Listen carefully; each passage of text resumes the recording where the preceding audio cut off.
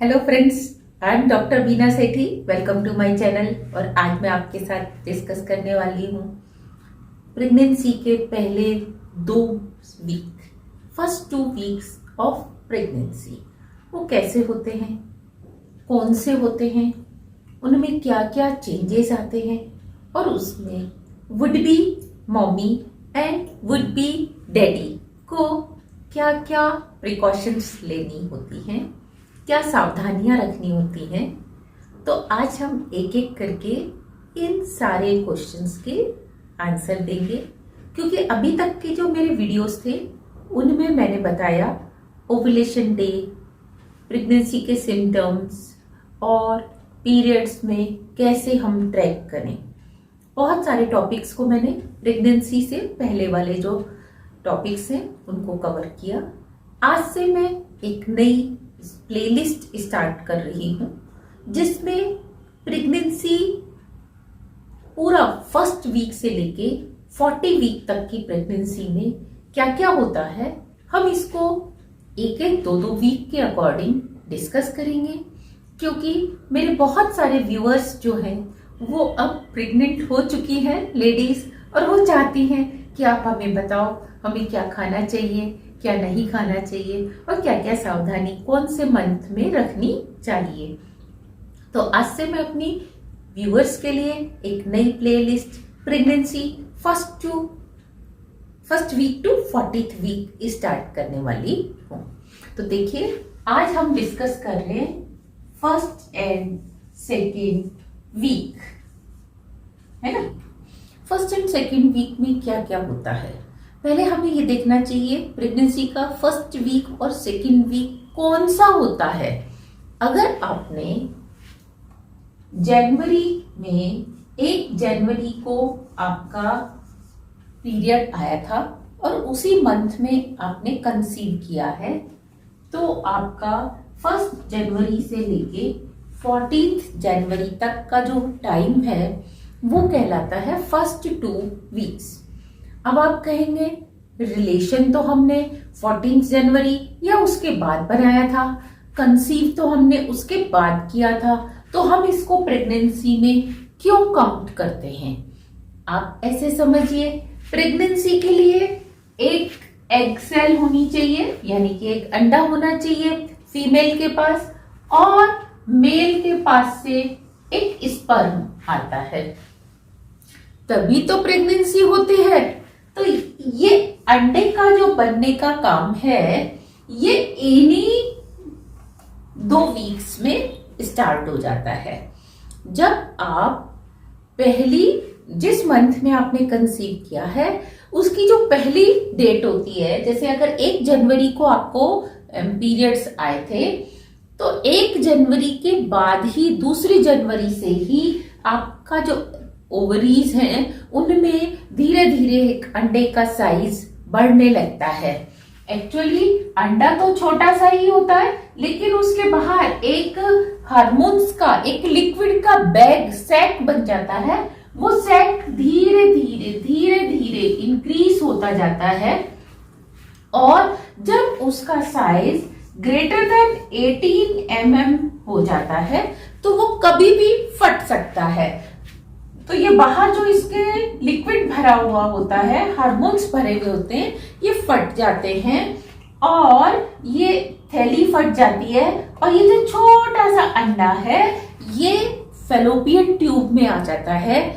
और इस fallopian tube में अगर स्पर्म्स आ जाते हैं मेल से और वो आपस में फ्यूज हो जाते हैं तो आपको प्रेगनेंसी हो जाती है। तो इसीलिए आपके जो पहले 2 वीक हैं जिसमें वो अंडा बनता है, इसको हम प्रेगनेंसी के फर्स्ट 2 वीक कहते हैं।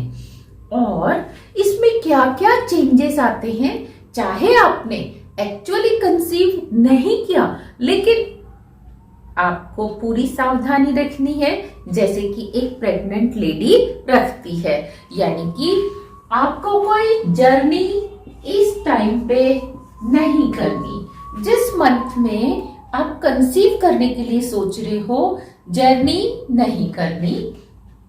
और अगर आप कोई दवाइयां खा रहे हैं, जैसे कि आप थायराइड की या बीपी की दवाई खा रहे हैं, तो आपने थायराइड और बीपी की, शुगर की, जो आपकी डायबिटीज होती है, इन दवाइयों को डॉक्टर को कंसल्ट करके लेना है। डॉक्टर आपको बोलेंगे कि ये वाली दवाई आपकी प्रेगनेंसी के लिए ठीक है, वो प्रेगनेंसी के अंदर खानी है, अदरवाइज वो नहीं खानी।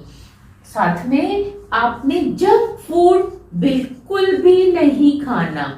देखो, ऐसा नहीं कि मेरे को जंक फूड अच्छा नहीं लगता, मुझे भी अच्छा लगता है, लेकिन अगर आप उस महीने कोशिश कर रहे हैं कि आप एक बेबी की मम्मी बने, तो आपने जंक फूड बिल्कुल नहीं खाना, क्योंकि उसमें बहुत सारे प्रेजर्वेटिव्स होते हैं, अजीनामाटो होता है, बहुत सारे गरम मसाले होते हैं, चाहे वो इंडियन जंक फूड है, चाहे वो बाहर का चाइनीज है, इटली का है, कहीं का भी है।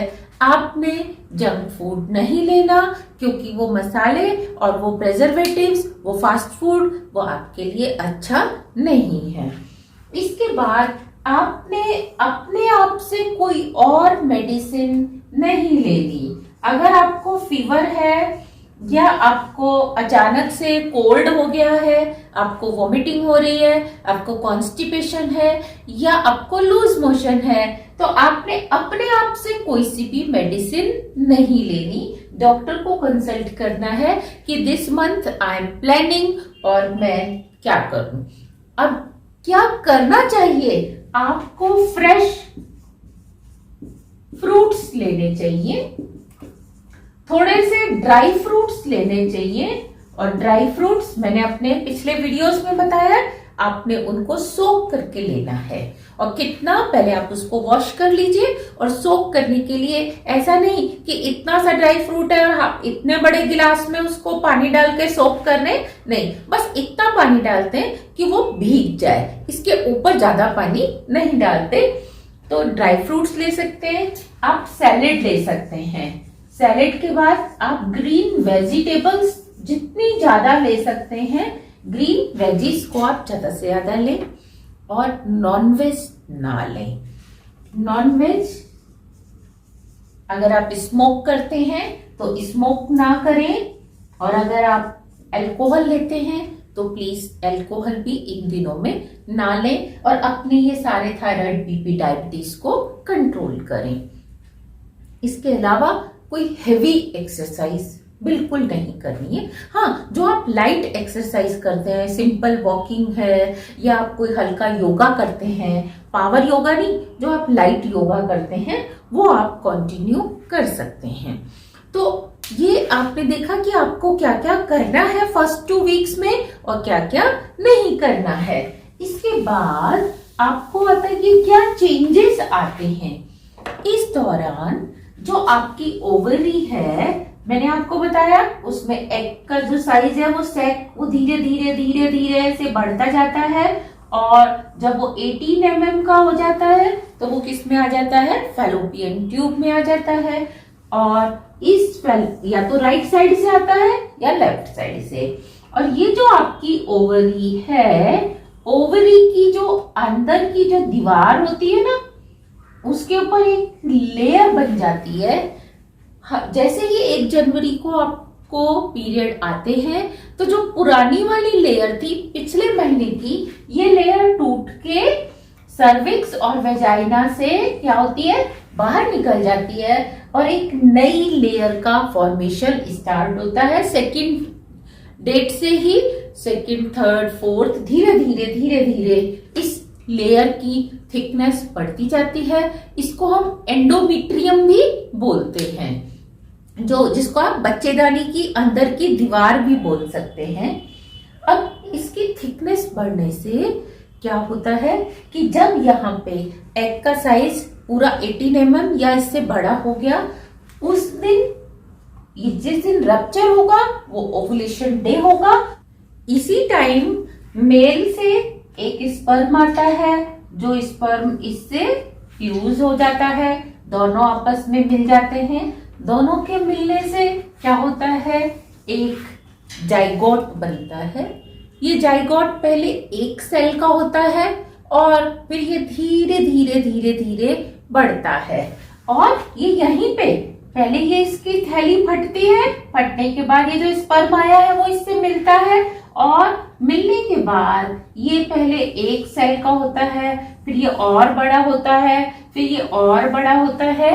इसमें 2, 4, 6, 8, 10, 12 सेल्स बढ़ती जाती हैं और इसमें डिवीजन होके ऐसे बहुत सारी सेल्स बन जाती हैं। अब ये जाइगोट 3, 4, 5 दिन बाद या 6 दिन बाद क्या होता है, यहाँ से अपनी जगह से हटके इसके अंदर आ जाता है। जैसे आप देखते हो कोई बीज होता है पेड़ का, उसको जब हमें मिट्टी में लगाना होता है तो पहले हमें मिट्टी हटानी पड़ती है, फिर हम बीज को लगाते हैं। तो ये एक बीज की तरह ऐसे इसकी ये जो इसके अंदर की दीवार है ना, यहाँ पे आकर बैठ जाता है और यहाँ पे अब धीरे धीरे बढ़ने लगता है। तो जब वो यहाँ पे आके बैठता है फैलोपियन ट्यूब से और यूट्रस की अंदर वाली लेयर एंडोमेट्रियम के ऊपर आकर बैठता है, तो यहाँ से थोड़ा सा जो हटाता है ना स्किन को, उसके कारण कभी कभी आपको ब्लीडिंग होती है, हार्मोन्स बाहर आते हैं और इस ब्लीडिंग को हम इम्प्लांटेशन की ब्लीडिंग कहते हैं। यानी कि आपका जो जाइगोट है वो यहाँ से हटके यहाँ आकर लग गया है यूट्रस के अंदर और अब आप धीरे धीरे देखेंगे जाइगोट से एम्ब्रियो बनेगा और ये एम्ब्रियो जो है फिर आगे डेवलप होगा। तो जो फर्स्ट 2 वीक्स होते हैं उन 2 वीक्स में ये एक तो एंडोमेट्रियम बन जाती है, इसका साइज, अंडे का साइज बड़ा हो जाता है और जब ये रप्चर होता है तो आपको लिक्विड डिस्चार्ज की तरह बाहर कुछ दिखाई देता है। वेजाइना से आप देखते हो कुछ लिक्विड बाहर आने लगता है, वो यही लिक्विड होता है जो धीरे धीरे टूटकर बाहर आने लगता है। तो ये आपने देखा कि फर्स्ट 2 वीक्स में महिला में क्या क्या चेंजेस आते हैं। कभी कभी, बहुत कभी कभी जब ओवुलेशन होता है तो कभी कभी वोमिटिंग या फिर ब्रेस्ट में टेंडरनेस भी होती है, कभी कमर में और कभी लोअर एब्डोमेन में, पेट में थोड़ा सा दर्द भी होता है। तो ये चेंजेस थे आपकी प्रेगनेंसी के फर्स्ट 2 वीक्स के। हाँ, यहाँ पे जो होने वाले बेबी के जो डैडी होते हैं वो क्वेश्चन पूछते हैं कि मैंने तो कंसीव नहीं करना, फिर मैं क्यों बाजार का नहीं खाऊं, मैं क्यों जंक फूड छोड़ूं, अल्कोहल, स्मोक या नॉनवेज मैं क्यों छोड़ूं। देखो, बहुत अच्छी बात है आपका पूछना। आप इसको ऐसे समझो कि जब ये हेल्दी होगा तो बेबी हेल्दी होगा और जब स्पर्म हेल्दी होगा तो भी तो आपका बेबी हेल्दी होगा। जब दोनों हेल्दी आपस में मिलेंगे तो एक हेल्दी बेबी बनेगा। अगर इसमें कोई कमी है या इसमें कोई कमी है तो हेल्दी बेबी नहीं होता और हेल्दी बेबी नहीं होने से कभी कभी इम्प्लांटेशन नहीं होता, कभी कभी बेबी की ग्रोथ अच्छी नहीं होती, कभी पूरे 9 मंथ के बाद बेबी हेल्दी नहीं होता। तो इसीलिए अगर आप हेल्दी बेबी चाहते हैं तो ये जो फर्स्ट 2 वीक्स है, इन 2 वीक्स में आपको, मम्मी को, डैडी को, दोनों को थोड़ी थोड़ी सी सावधानी खाने की, एक्सरसाइज की सब रखनी है और कोई गलत दवाई नहीं लेनी है। कभी कभी जब आपका पीरियड साइकिल 28 से ज्यादा बड़ा होता है, 32 दिन का, 34 दिन का, 40 डेज का, उस केस में ये ओव्यूलेशन थोड़ा सा और लेट होता है और जिसका पीरियड साइकिल 28 से छोटा होता है उस केस में ये साइकिल और छोटा होता है, ओव्यूलेशन बहुत जल्दी होता है। तो आपने देखा कि फर्स्ट 2 वीक कौन से होते हैं, क्या क्या सावधानी रखनी है, उसमें क्या क्या चेंजेस आते हैं और मम्मी डैडी को क्या करना है और क्या नहीं करना है। तो ये थी मेरी छोटी सी इन्फॉर्मेशन नई प्लेलिस्ट की पहली वीडियो मैंने बनाई है। आगे मैं इसी तरीके से आपके साथ 3rd 4th week 5th 6th week को भी डिस्कस करूंगी। आप उसको देखिए भी और अपने फ्रेंड्स के साथ शेयर करिए। मेरा एक नया चैनल है डॉक्टर बीना सेठी, आप उस चैनल को भी सब्सक्राइब करें, लाइक करें, शेयर करें। All the very best, happy pregnancy.